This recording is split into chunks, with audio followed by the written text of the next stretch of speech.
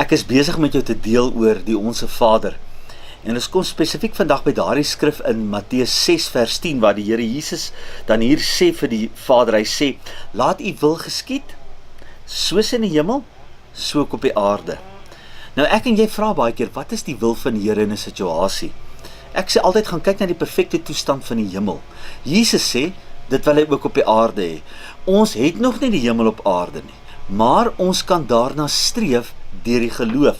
Sal ons altyd deel wees van 'n korrupte wêreld? Ja. As Jesus vertoef om te kom, is ons deel nog van 'n korrupte wêreld, maar ek en jy is die draers van God se heerlikheid.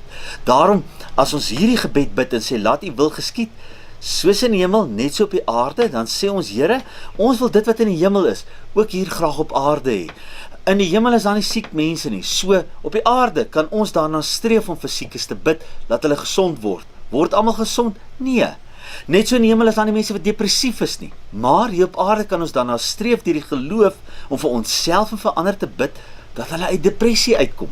En ek glo dis wat hierdie skrif vir my en jou beteken. So volgende keer as jy bid, Here, laat u wil geskied, soos in die hemel, net so op die aarde, weet, dat jy trek dit af wat die Here in die hemel het, vir jouself, deur die geloof, en jy kan 'n verskil maak, in jou eie lewe, deur Jesus Christus, maar ook in ander mense se lewens.